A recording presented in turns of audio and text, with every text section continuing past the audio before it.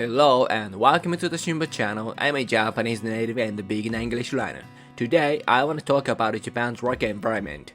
In this video, I will start with the basic labor rules, then talk about how things actually work in practice, and finally share some of my own experiences. Let's start with a quick overview of how Japan's labor system is set up.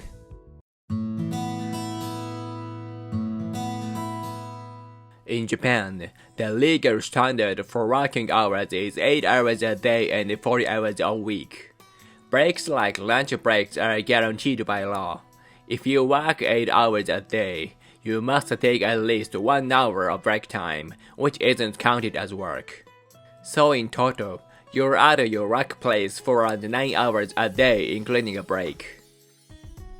If a company wants employees to work longer than 8 hours, it needs to make a special agreement between management and workers called a labor management agreement, and submit it to the Labor Standard Office. Even with that agreement, overtime has a limit, 45 hours per month and 360 hours per year. At big companies, these rules are often managed through negotiations between the company and its labor union.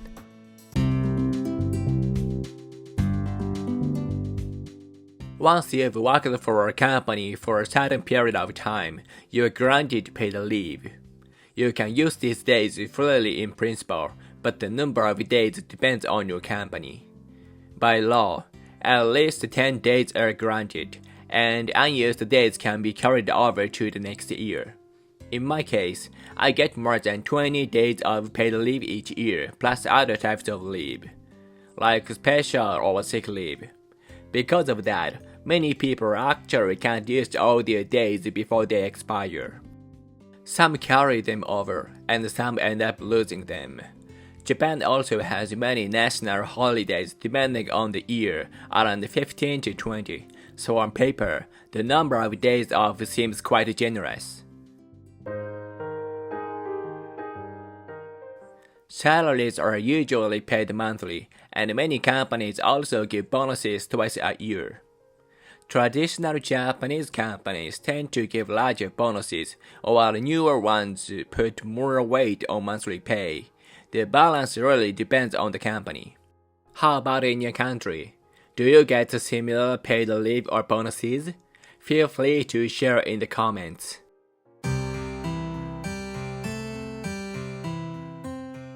Another key part of Japan's work system is how strict the rules are when it comes to firing employees.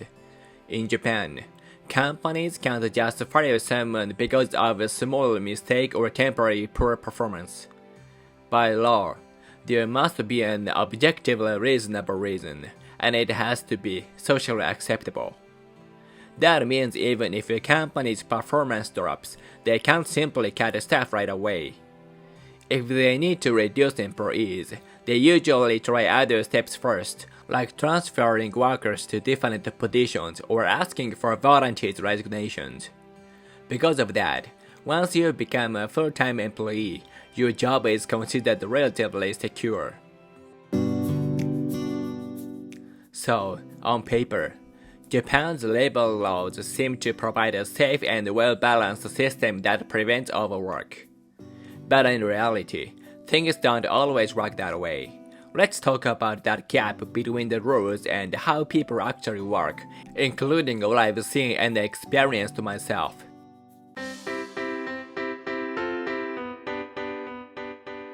I've worked at 2 companies so far. At my first company, where I studied as a new graduate, there was almost no overtime. I worked 8 hours a day on weekdays and went home on time. However, my managers and some team members often stayed late. If I had to guess, the company average might have been around 20 hours overtime per month, so roughly 180 hours of total work time a month.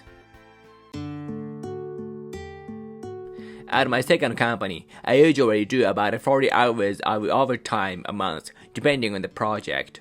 Some people do the same and others even more. That means that total monthly working hours can easily go over 200. Technically, the labor management agreement limits months with more than 45 hours of overtime to 6 times per year. But in practice, there's often this attitude like, as long as it's not every month, it's fine. Friends at other companies sometimes tell me stories about working weekends or doing more than 80 hours overtime a month. When I hear that, I can't help but think, are you okay? What's overtime like in your country? Is it common or do most people live on time?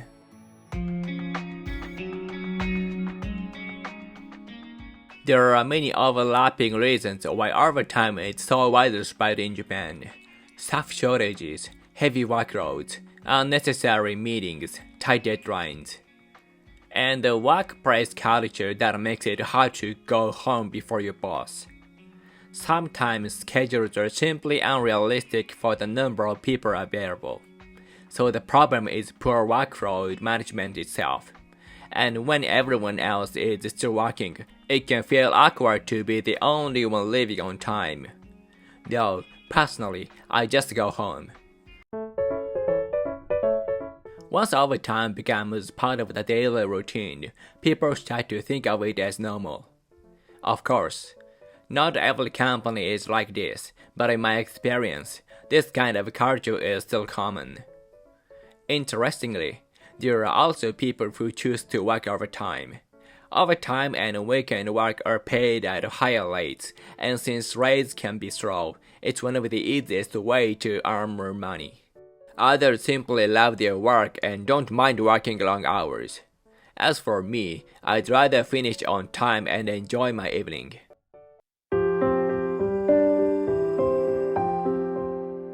Even though the paid leave system is well established, taking time off isn't always easy. Many people hesitate because they worry about burdening their team or taking time off during busy periods.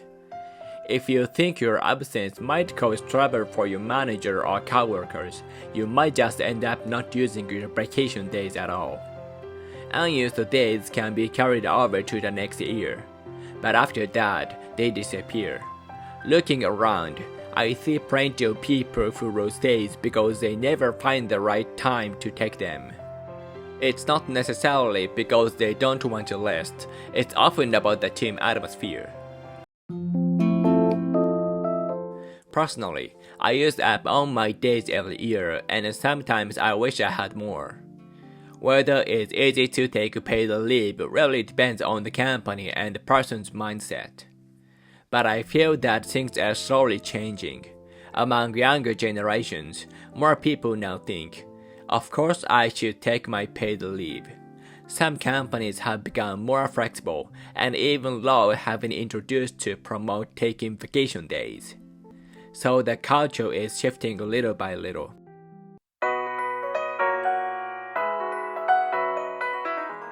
Pay in Japan varies a lot by industry and company size.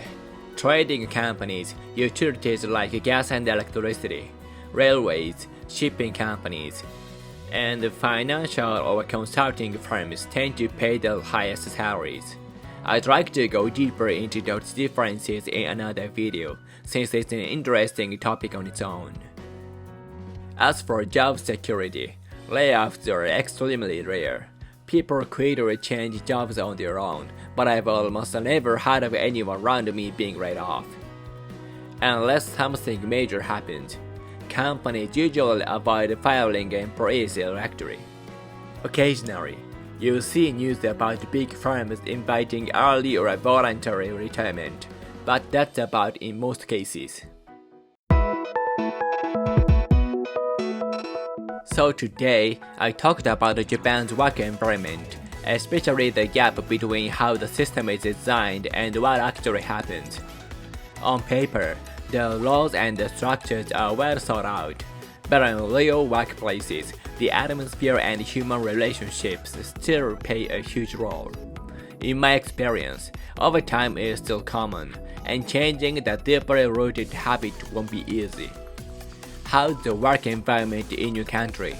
Is it similar or completely different? Please let me know in the comments below. Thank you so much for watching today's video. If you've ever worked in Japan, or you'd like to share how working styles are in your country, please leave a comment below. Your feedback really helps me improve, not only in making videos but also in learning English. See you next time.